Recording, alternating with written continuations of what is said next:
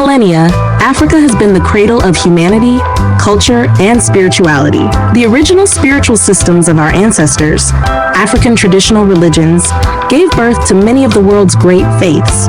Yet over centuries, these sacred truths were obscured, plagiarized, and repackaged by external powers, religions that would, tragically, turn against Africa itself. Christianity and Islam, both powerful paths, took root in Africa, but were later wielded as weapons of control, manipulated by colonial states and churches to justify the exploitation, enslavement, and subjugation of African peoples. With the Bible in one hand and the gun in the other, the oppressors sanctified injustice, branding Africans as less than human, enslaving the body to steal the soul and the wealth of Africa. The infamous Berlin Conference carved Africa apart like a carcass, its borders designed to divide nations and tribes.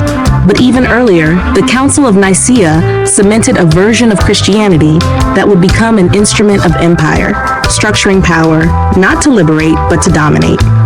Religion was weaponized to divide and rule, turning Africans against Africans, replacing indigenous unity with foreign dogmas that served imperial ambitions. Colonial powers deepened the wound. They exploited faith to fracture communities, granting privilege to converts while erasing indigenous knowledge. Missionary schools taught the language of the West, but silenced the wisdom of Africa. Religion became a veil concealing chains of exploitation, breeding mistrust and fragmenting the great human family. But Africa is not dead. Africa is not defeated. After centuries of deception and suffering, the prophecy carried in the winds of time is unfolding. Africa shall rise again, unshackled, sovereign, and whole. This awakening is embodied today in the fearless leadership of Captain Ibrahim Traoré of Burkina Faso.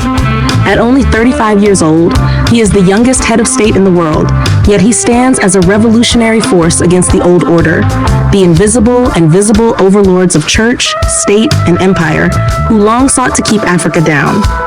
His voice echoes like a prophet's cry, "Enough is enough, let my people go."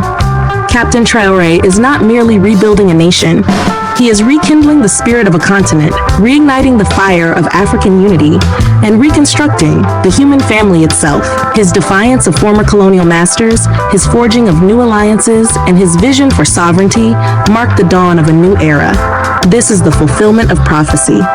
This is the rising of a true African commander whose mission transcends borders and ignites the spirit of freedom across the world. Africa's story is not ending, it is only beginning. And this time, the ending will not be written by outsiders, but by Africa herself. Welcome to Sacred Africa.